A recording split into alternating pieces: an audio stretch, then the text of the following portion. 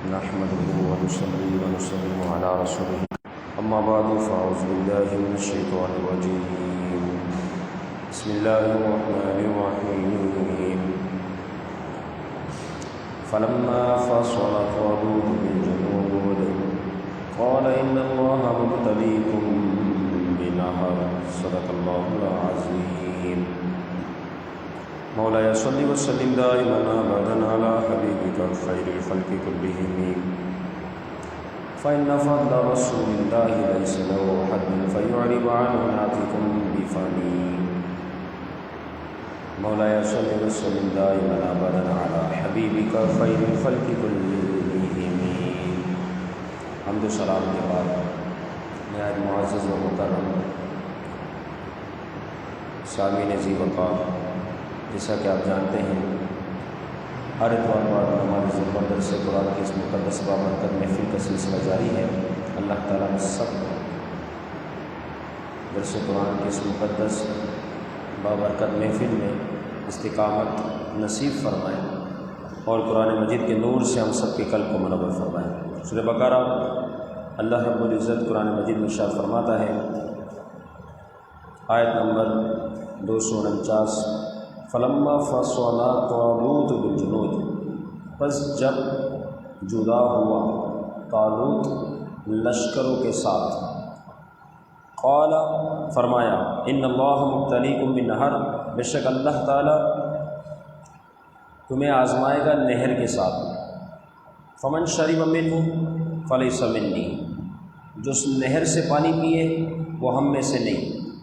ومن لم یطعمہ، اور جو اس میں سے نہ چکھے، فإنہ منی، تو وہ ہم میں سے ہے. الا من اغترف غرفۃ بیدہ، مگر اتنی رعایت ہے، اجازت ہے، ایک چلو بنا کر پی لے، مگر جو چلو بنائے اپنے ہاتھ سے چلو بنانا. فشربوا منہ، بس اس نہر سے پانی پیا، الا قلیلا منہم، سوائے تھوڑے لوگوں کے ان میں سے، باقی سب نے پانی پیا، تھوڑے لوگ رہ گئے. قرآن مجید میں اس سے قبل طالوت کا واقعہ ذکر ہوا کہ اس کو اللہ رب العزت نے سلطنت کس طریقے سے عطا فرمائی. پھر اس کے بعد اب یہاں پر جو اس طالوت کو سلطنت دی گئی، اس کا مقصد بیان کیا جا رہا ہے کہ وہ کیا مقصد تھا جس کی وجہ سے طالوت کو جو ہے وہ سلطنت عطا کی گئی. طالوت جو ہے شہر سے جب جدا ہوئے، فلما فصلا، جدا ہوئے کہاں سے؟ شہر سے، کیونکہ ان بنی اسرائیلیوں نے جان لیا کہ یہ اللہ رب العزت کی طرف سے بحکم الہی ہم پر مقرر ہے، لہٰذا اب ہم ان کی اطاعت کریں. انہوں نے اتفاق کی صورت میں طالوت کو اپنا بادشاہ مقرر کر دیا. اب یہاں طالوت بادشاہ مقرر ہوا، پھر انہیں حکم دیا گیا اب آ جائیں، اب آگے بڑھنا ہے. اور اس موقع پر طالوت نے اعلان کیا کہ تم میں جو مقروض ہے ہمارے ساتھ نہ چلے، تم میں جو بے صبر ہے ہمارے ساتھ نہ چلے، تم میں جو دنیا دار ہے وہ ہمارے ساتھ نہ چلے، جو کمزور ہے، بیمار ہے، بڑی ایج کا ہے، یہ تمام اشخاص ایسے ہیں، یا جس کا نکاح ہوا رخصتی نہ ہوئی، یہ افراد ایسے ہیں جو ہمارے ساتھ چلنے کے اہل نہیں، باقیہ جو ہے چلے ہمارے ساتھ. ان لوگوں کے علاوہ، کیونکہ دنیا دار جو ہوگا وہ تو دنیا داری کرے گا، پر میں تاجر جو ہے وہ ہمارے ساتھ نہ چلے، اس کا کام نہیں. جس کا دل دنیا سے جڑ چکا، وہ اللہ عز و جل کے فرمان پر اس کا عمل کرنا مشکل ہے. اپنی جانوں کو پیش کرنا وہ تو انتہا درجے کا مشکل عمل. آپ بھی دیکھیں، دنیا دار جو بن جاتا ہے وہ نماز پڑھنے کتنی سستی سے آتا ہے. جو دکان چلانے والا، کاروبار کرنے والا بن جاتا ہے، جس کا دل دنیا میں مستغرق ہو گیا، اس کو جماعت سے کیا غرض ہے؟ الیاذ باللہ. بڑی تعداد ایسی ہے مارکیٹوں میں، دیکھیں آپ، امام جب نماز پڑھا رہا ہوتا ہے ایک گیٹ سب بھری ہوئی ہوتی، پوری بازار جو ہے، مارکیٹ جو ہے آباد ہے، سارے حضرات موجود ہیں. کہاں ہے نمازی؟ یا ویزا لے کے آنا پڑے گا، ٹکٹ لینی پڑے گی، شاید کسی بڑے افسر سے اجازت لینی پڑے گی. کچھ بھی نہیں ایسا، اللہ کا کرے، آ جاؤ حی علی الصلاح حی علی الفلاح، نماز کے لیے آ جاؤ، کامیابی کے لیے آ جاؤ۔ وہ دنیا میں بیٹھ کر دکانداری کرتے ہوئے یہ وہاں کامیابی تلاش کر رہے ہیں۔ میرا رب کا حکم حی علی الفلاح، نماز پڑھو تمہیں اللہ کامیابی دے گا، وہ کہاں تلاش کر رہے ہیں؟ دکان میں بیٹھ کے۔ پھر کیا ہوا؟ نماز مکمل ہو، اس کے بعد دیکھیں جوک در جوک، اگر زور کی نماز ہو 4:30 پونے 5 تک آپ کو زور پڑھتے ہوئے لوگ نظر آ رہے ہوں گے۔ چلو کوئی ایمرجنسی مسئلہ، بہت زیادہ کوئی پرابلم ہو گئی، کوئی شرعی عذر ہو گیا، یہ اتنے سارے لوگ بعد میں آ رہے جا رہے ہیں، نماز پڑھنے کو جا رہے، نماز پڑھ جماعت کی چھوڑی۔ تو اس وقت بھی حضرت طالوت نے حکم فرما دیا، جس کا دل دنیا میں مستغرق ہے، جو دنیا دار ہے، ان کا ہم سے کوئی تعلق نہیں ہونا ہے، اس کا یہ مشن ہی نہیں ہے۔ یہ جہاد پہ جانا، اپنے گھر بار، اپنے محلہ، علاقہ، شہر، اپنی جگہ، عیز و اقربا سب کو چھوڑنا، یہ دنیا داروں کا کام نہیں ہے، یہ وہاں آ کے بھاگ آئیں گے۔ فرمایا نہ، ایسا شخص ہمیں نہیں چاہیے، ہمیں پکا صبر کرنے والا، پکا اللہ رب العزت کی یاد میں جمنے والا۔ اب چونکہ اعلان ہوا تو آپ کو معلوم ہے ہمارے یہاں جب اس قسم کے اعلان ہو کہ فلاں تمہیں انعام دے گا، آ جاؤ، اور آسان بات، جیسے حالات ہیں، کسی جگہ کھانے کا اہتمام ہو، بڑے وسیع ہال میں، بہت بڑی جگہ ہو، آپ دیکھیں وہاں عوام کتنی آتی ہے اور کس طرح ہلہ گلا مچ جاتا ہے، سارے شامل ہو جاتے ہیں۔ امتحان بھی تو ہونا ہے نا، ایسا تو نہیں کھانا کھا کے چلتے بنو، نہیں، وہ تو جہاد کا مسئلہ تھا۔ اب اس میں فیصلہ بھی تو ہونا ہے کہ ہم نے اعلان کیا ایسے ایسے افراد نہ آئے، لیکن جب دیکھا تو تعداد کتنی بن گئی۔ سیدنا عبداللہ بن عباس رضی اللہ تعالی عنہما فرماتے ہیں ان کی تعداد اس وقت 3,03,313 کے قریب پہنچ چکی تھی۔ اتنی بڑی تعداد، ہم بھی آپ کے ساتھ ہیں، ہم بھی آپ کے ساتھ ہیں۔ حضرت طالوت سب کو دیکھ رہے ہیں، سارے ہمارے ساتھ ہیں، اتنی بڑی تعداد، بہت اچھی بات ہے، لیکن یہ ساتھ نہیں، آگے پھر آزمائش بھی ہے، آگے مزے والی بات بھی ہے۔ پھر پتہ چلے گا کون ہمارے والا ہے، کون بھاگ جاتا ہے، کون صبر والا ہے اور کون بے صبر ہے، کیونکہ اکثر جو ہے بھیڑ ہو جاتی ہے نا، یہ شکست کا سامان بن جاتی ہے، اس لیے بھیڑ کی ضرورت نہیں۔ پھر کیا ہوا؟ فرمایا فلما فصل طالوت بالجنود، بس جب جدا ہوئے طالوت جنود کے ساتھ، لشکر کے ساتھ، جندن خود لشکر ہے لیکن جنود فرمایا یعنی لشکروں کا مجموعہ، بہت بڑی تعداد، اس کے ساتھ جدا ہوئے۔ قال ان اللہ، اب یہاں سے جتنے آ گئے نا ہمارے ساتھ، اچھی بات ہے، اب تمہاری آزمائش شروع ہونی ہے، اب تمہاری چھانٹی ہونی ہے، اب تمہارا صبر بے صبر کا معاملہ آنے والا ہے، اب اس بھیڑ کو کم کیا جانا ہے، اخلاص والوں لوگوں کو رکھنا ہے، دنیا دار اور دیندار کا اب فیصلہ ہونا ہے، اگرچہ تم آ گئے سارے ہمارے ساتھ۔ اب سنو، فرمایا قال، فرمایا ان اللہ، بے شک اللہ تعالیٰ مبتلیکم، تمہیں آزمائش میں مبتلا کرنے والا ہے، تم پر آزمائش ڈالنے والا ہے،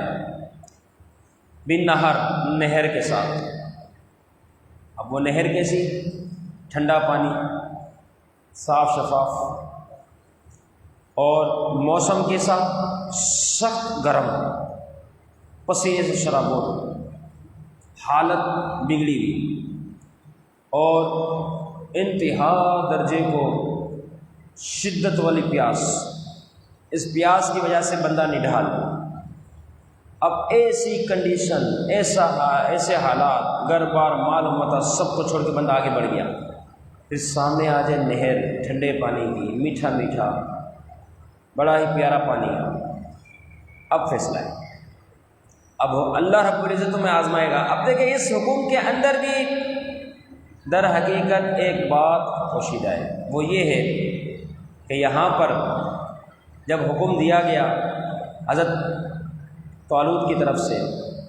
کہ تمہاری آزمائش ہونے والی ہے، یہ کس نے حکم دیا؟ یہ در حقیقت اللہ کے نبی حضرت شبیل علیہ السلام کی طرف سے یہ طالوت کو پیغام پہنچایا گیا کہ باحکم الہی انہیں اعلان کر دے۔ تو اس سے نتیجہ اور اس سے عبارت جو ہے، ایک ذہن میں آنے والی بات وہ یہ ہے جو ہمارے عقیدے کی وضاحت بھی کرتی ہے کہ اللہ نے اپنے نبی کو علم غیب عطا فرمائے ہیں، کام بعد میں ہونا ہے، نہر بعد میں آنی ہے، اتنی بڑی تعداد ہے، پہلے یہ حکم فرما دیا کہ اللہ اب تمہیں آزمانے والا ہے، کیونکہ اللہ کے پیاروں کی باتیں ہیں، جو اللہ نے اپنے محبوبین کو عطا فرمائی ہے کہ اب اللہ کی طرف سے تم پر آزمائش آنی ہے۔ حالانکہ آزمائش کا سلسلہ تو بہت بعد میں ہے، لیکن اعلان پہلے ہی کر دیا گیا، تو اس سے اشارہ دے دیا کہ اللہ نے اپنے انبیاء کرام علیہ السلام کو علوم غیبی عطا فرمائے۔ اور میں قال ان اللہ مطلق من نہار، تیار ہو جاؤ، اللہ تعالیٰ تمہیں نہر کے ساتھ آزمانے والا ہے۔ فمن شریبا، پر جو پیے مینہ اس سے، فلیسا منی، وہ ہم میں سے نہیں۔ اب سب ایک دوسرے کو دیکھنے لگے کہ اتنی شدت والی پیاس سے پانی سے روکا جا رہا ہے، اور اب تو فیصلہ ہوگا، ہم تو پہلے ہی اعلان کر کے آئے تھے دنیا دار ہمارے ساتھ نہ آئے، ہمارے ساتھ آئے دیندار صبر کرنے والا۔ اب حکم تو رب کی طرف سے دیا جا رہا ہے، ہمارا اپنا فیصلہ تو نہیں ہے کہ ہم تمہیں ہلاک کرنا چاہتے ہیں، نہیں، یہ تو رب کی طرف سے حکم ہے، اور رب کا حکم ہر حکم حکمت والا ہے، سو تمہیں سمجھ آئے یا نہ آئے۔ واضح فرما دیا وہ ہم میں سے ہے ہی نہیں۔ اب بظاہر ایک بات ذہن میں آتی ہے، پانی سے روکا جا رہا ہے، حالانکہ جنگ وغیرہ کے جو معاملات ہوتے ہیں وہ تو آپ کو معلوم ہے کیسے ہوتے ہیں، اس میں تو کھانے پینے کی چھوٹ ہوتی ہے، مجاہد جو کھا سکتا ہے کھا لے، مسئلہ ہی نہیں ہے، جتنا پی سکتا ہے پی لے، مسئلہ ہے، آگے سے کفار سے لڑائی کرنی ہے، لیکن یہاں انہیں پانی سے روکا جا رہا ہے۔ واضح طور پہ فرمایا فمن شرب منہ فلیس منی، وہ میں سے ہے ہی نہیں جو پانی پیے، حالانکہ موقع ہی پانی پینے کا ہے، حالت ویسے ہی خراب ہے، تو ان کو روکا جا رہا ہے۔ تو اگر بات ذہن میں یہ آئے تو اس بارے میں یاد رکھنا کہ یہاں انہیں یہ حکم سخت اس وجہ سے دیا گیا کہ یہ بنی اسرائیل کی جو قوم تھی، یہ اپنا بدلہ لینا جالوت سے، جو بدلہ لینا چاہ رہی تھی، اپنے گھروں سے انہوں نے اس کو دور کیا، ابھی بچوں سے دور کیا، کتنے لوگوں کو قتل کیا، نہ جانے کیا کیا سزائیں دی تھی۔ حضرت طالوت کے آنے سے پہلے جب یہ جالوت ان پہ مسلط تھا، تو اب یہ قوم چاہتی تھی کہ ہم پر بادشاہ مقرر کر کے ہم آگے بڑھیں اور اس جالوت سے بدلہ لیں۔ تو اللہ رب العزت نے حضرت طالوت کو مسلط فرمایا، ان پہ مقرر فرمایا، ان کو بادشاہ عطا فرمائی کہ اب یہ تم پر ہے، اس کی موجودگی میں تم آگے جا کے جالوت سے لڑائی کرو گے۔ تو ان بنی اسرائیل کی نیت کیا تھی؟ بدلہ، للہیت والا معاملہ تھا ہی نہیں، یہ تو اپنا بدلہ لینا چاہتے تھے۔ اور آپ کو پتہ ہے جہاد تو فقط اللہ کی رضا کے لیے ہوتا ہے، فقط اللہ کی، یہاں ان کا اپنا معاملہ چل رہا تھا، للہیت تھی نہیں، یہ تھا کہ ہم بدلہ لیں گے، اس بدلہ لینے کے لیے ہم پر بادشاہ مقرر کیا جائے، ہم اس کی سربراہی میں آگے جائیں گے۔ تو فرمایا اسی وجہ سے ان کو کہا گیا پانی سے رکو، اب آزمائش ہوگی، ایسے ہی بدلہ نہیں لیا جائے گا، پہلے آزمائش ہوگی تاکہ تمہاری بھی چھان ہو جائے۔ جو تمہارا حکم جو ہے کہ بدلہ لینا، یہ وہ سارا وہ تو اپنے معاملہ الگ ہے، لیکن پہلے تم پر آزمائش کا معاملہ ہے، پہلے تم پر آزمائش کا سلسلہ ہوگا۔ تو فرمایا یہ سارا سلسلہ فمن شرب منہ فلیس منی، جس نے اس سے پیا ہم میں سے نہیں، یعنی وہ یہاں تک مفسرین کرام نے لکھا کہ وہ ہم میں سے نہیں، مطلب ہمارے مذہب اور دین پر نہیں، مطلب اس وقت پانی پینا کفر کی علامت تھی، تو اس وقت جو پانی پی لے گا وہ کافر ہو جائے گا، ہمارے مذہب سے باہر ہو جائے گا، کیونکہ یہاں تک ہمارے اعلان کے باوجود تم آ گئے، اب آ گئے تو پھر ہمارا حکم بھی ماننا ہے، اپنے نہیں چلانی، لہٰذا اب اگر حکم نہ مانا اور پانی پی لیا، ہم سے جدا ہو گئے، ہم میں سے تمہارا کوئی تعلق نہیں، ہم سے دور ہو جاؤ، اتنا بڑا اعلان۔ تو بات ایک ذہن میں آ جائے کہ روزہ دار شریعت محمدیہ میں حضور کی امت میں روزہ نہ رکھے، پانی پیے کھائیں، حالانکہ پانی پینے سے روکا جا رہا ہے، کھانا کھانے سے روکا جا رہا ہے، تو کوئی پانی پی لے تو کسی کہنے والے نے کہہ دیا اس پہ بھی کفر کا فتویٰ لگاؤ، تو وہ بھی تو پانی پی رہے ہیں، وہاں انہوں نے پانی پیا، فرمایا حکم اللہ کا ہے پانی نہ پینا، پیے گا کفر۔ تو یہاں اگر روزے دار روزہ نہ رکھے پانی پیے پھر کیا کہو گے؟ تو یہ بات ذہن میں رکھنا، اگر ایسی بات ہے تو اصل حکم یہ ہے کہ اس وقت پانی پینا کفر کی علامت تھی، جبکہ ہماری شریعت میں روزہ چھوڑ کر کوئی پانی پیتا ہے تو یہ کفر کی علامت نہیں، بلکہ حرام کام ہے، ناجائز کام ہے، اللہ کو سخت ناراض کرنے والا کام ہے، کفر کی علامت نہیں۔ اسی وجہ سے جو روزہ چھوڑ دے، جان بوجھ کے اگرچہ چھوڑ دے، ہم اس کو کافر نہیں کہتے، کیونکہ اس نے حرام کام ضرور کیا ہے، اللہ کو ناراض ضرور کیا ہے، لیکن کفر والا معاملہ نہیں ہے اس کے ساتھ، کیونکہ یہ علامت کفر نہیں، اس شریعت میں علامت کفر تھی فرمایا فمن شرب منہ فلیس منی، آگے فرمایا ومن لم یطعمہ فإنہ منی، اور جو نہ چکھے اس میں سے، اب دیکھو یہاں چکھنا مراد ہے، وہاں پینا مراد ہے، جو نہ چکھے اس میں سے فإنہ منی، وہ ہم میں سے ہی ہے، مسئلہ ہی نہیں اس کا کوئی۔ آگے فرمایا تمہیں ایک اور رعایت دے دیتے ہیں، الا من اقترف غرفۃ بیدی، مگر جو چلو بھر کے پی لے، اس کی اجازت ہے، چلو بھر کے پی لو کام چل جائے گا، پیو تو صحیح، چلو بھر کے پیو، لیکن جو بے صبرے تھے وہ تو ایسی حالت پر آئے نہر پہ جیسے بھی غوطہ زن ہونے والے، بھر بھر کے انہوں نے پانی پیا، اس کی وجہ سے ان کے ہونٹ کالے پڑ گئے، پیٹ پھول گئے، چہرہ سیاہ ہو گیا، معاملات بگڑ گئے ان کے، جنہوں نے پیٹ بھر کے سیر ہو کے پیا۔ پہلے ہی اللہ کے نبی کے حکم سے اعلان ہو چکا تھا کہ جو پیے گا ہم میں سے نہیں، حالات سب کے سامنے، چہرے بگڑ گئے، معاملات خراب ہو گئے، اور اب آگے بڑھنے جیسے بھی نہ رہے۔ پہلے حکم دے دیا گیا تھا کہ پیٹ بھر کے نہ پینا، اور جنہوں نے صبر کے ساتھ ایک چلو پیا، بعض ایسے بھی تھے جنہوں نے عزیمت پر عمل کیا، مطلب پیا ہی نہیں، بعض ایسے تھے جنہوں نے رخصت پر عمل کیا، یہ جو رخصت دی جا رہی ہے ایک چلو پیا، اور بہت بڑی تعداد ایسی تھی لاکھوں میں جنہوں نے سیر ہو کے پیا۔ اس قسم کے معاملات ہو گئے۔ پھر کیا ہوا، یہاں جب دیکھا تعداد کو گنا تو گننے والے حیران ہو گئے کہ فقط 3,03,313 میں سے گنتی کے افراد 313 بچ گئے، 3,03,000 کی تعداد پھسل گئی۔ فرمایا یہی تو آزمائش تھی، آزمائش بھی تو کوئی شے ہے نا، ایسے تو نہیں سب کامیاب ہو جائیں گے، نہیں، یہ تو آزمائش چھانٹی کہ کون حکم مانتا ہے اور کون حکم کو چھوڑتا ہے، یہ تو گھڑیاں آتی ہے، یہ تو معاملات آتے ہیں، یہ کوئی خاص لمحات آتے ہیں، انہی میں تو آزمائش ہوتی ہے، ورنہ یوں تو ہر ایک ہمارے ساتھ ہے۔ آزمائش کی بھی گھڑیاں ہوتی ہے نا، جس سے پکڑا جاتا ہے، جانچا جاتا ہے، پہچانا جاتا ہے کون ہمارے والا ہے کون غیر ہے، ہمارے اپنوں میں کون غیر چھپا ہوا ہے، یہ کب پہچانا جائے گا؟ آزمائش کے وقت۔ فرمایا دیکھ لیا ان کی حالت بگڑ گئی، اب یہ نہر بھی پار نہیں کر سکتے، ہم میں سے نہیں، پھر یہ 313 آگے بڑھے، اور جنہوں نے صبر کیا تھا نا ان کی کیا شان تھی کہ انہوں نے ایک چلو پانی پیا صرف، جو حکم تھا غرفتم بیدی فقط، تو جنہوں نے یہ پیانا، یہ ایک چلو، اللہ نے اس میں اتنی برکت دی کیونکہ نبی کے حکم سے بادشاہ نے یہ حکم جاری کیا تھا کہ اللہ تمہیں آزمانے والا ہے، تو یہ ایک چلو ان کے لیے اتنا کافی ہوا کہ مفسر کرام نے لکھا کہ خود ان کا پیٹ بھی سیر ہو گیا، ان کے جانوروں کے پیٹ بھی بھر گئے، اور جو بے صبرے تھے ڈائریکٹ منہ ڈالا جنہوں نے، وہ پیتے رہے، ان کی پیاس بڑھتی رہی، پیتے رہے، پیاس بڑھتی رہی، پیاس نہ بجھی۔ تو آپ نے اندازہ لگا لیا کہ صبر کرنے والوں کی شان کتنی اعلیٰ ہے، جو صبر کر کے کام کرے، برکت ہی برکت ہے، رحمت رحمت ہے، آزمائش تو ہے لیکن صبر کا اپنا انعام ہے جو اسے دیا جاتا ہے۔ فَشَرِبُوا مِنْهُ، پس پیا اس سے، إِلَّا قَلِيلًا مِنْهُمْ، سوائے تھوڑے ہی تھے جو بچ گئے، وہ 313 کے قریب ان کی تعداد تھی جنہوں نے اس پانی کو نہ پیا۔ اب اس یہاں تک یہ آیت مبارکہ کا ایک جز مکمل ہوا، فَشَرِبُوا مِنْهُ إِلَّا قَلِيلًا مِنْهُمْ۔ اب آگے مزید 3 لائنیں باقی ہیں، کیونکہ اب مزید بات اس حوالے سے ہو نہیں سکتی، انشاءاللہ آئندہ درس قرآن میں مزید آگے گفتگو ہوگی۔ یہاں تک کہ صرف یہ اس واقعے میں جو ہمیں فائدے حاصل ہوئے ان میں سب سے بڑا تو یہ ہے کہ ہمیں یہ بات اس واقعے سے پتہ چلی کہ انبیاء کے حکم کی پیروی کرنے میں راحت و سکون ہے۔ جنہوں نے پیروی کی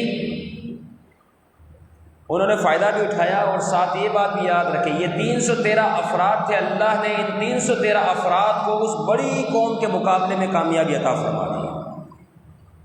وہ قوم جالوت اتنی بڑی خطرناک قوم تھی،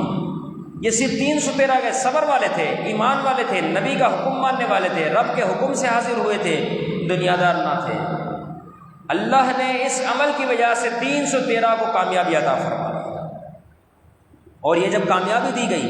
تو اس سے یہ بات بھی ظاہر ہوئی کہ در حقیقت اتنی بڑی جماعت کے سامنے 313 افراد کا جانا اور کامیاب ہونا یہ بھی اس وقت کے نبی کا معجزہ تھا، یہ بھی پتہ چلا۔ تو انبیاء کی اطاعت راحت و سکون کا باعث ہے، اور اسی میں اطاعت میں ہی در حقیقت رحمت پوشیدہ ہے۔ اور ہمارے نبی کا حکم کتنا اعلیٰ، جو سید الانبیاء ہے، امام الانبیاء ہے، تاج الانبیاء ہے، سید المرسلین ہے، خاتم النبیین ہے، ان کی شان کتنی اعلیٰ، من یطیع الرسول فقد اطاع اللہ، میرے رب نے فرما دیا، بات ہی ختم، میرے رب نے فرما دیا کہ جس نے میرے حبیب کا حکم مانا وہ میرا حکم ماننے والا ہے، ڈائریکٹ حکم لگا دیا، تم میرے حبیب کی پیروی کرنے والے بن جاؤ، در حقیقت تم نے میرا ہی حکم مانا ہے۔ تو انبیاء کی اطاعت میں راحت و سکون ہے۔ اسی طریقے سے حضور کے صحابہ تمام انبیاء و رسول کے صحابہ سے افضل و اعلیٰ ہے۔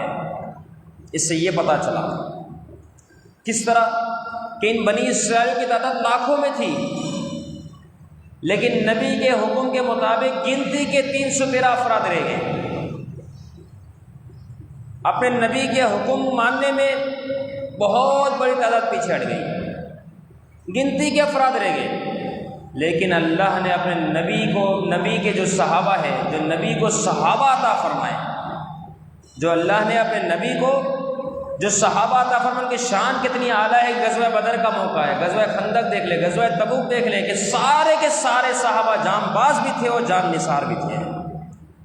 یعنی جان بازی ہونے کا بھی انہوں نے ثبوت دیا اور جان نثاری ہونے کا بھی انہوں نے ثبوت دیا، سارے کے سارے۔ اللہ نے اپنے حبیب کو ایسے ایسے صحابہ عطا فرمائے کہ اللہ رب العزت خود ارشاد فرماتا ہے اولئک هم المؤمنون حقا، یہ حضور کے صحابہ سارے کے سارے پکے ایمان والے ہیں، ان کی شان تھی۔ اللہ رب العزت قرآن مجید کا نور نصیب فرمائے، درس قرآن قبول فرمائے، غلطی کو طے کر معاف فرمائے، جن آبا میں شرکت کی مولا سب کی حاضری اپنی بارگاہ میں قبول فرمائے۔ وما علینا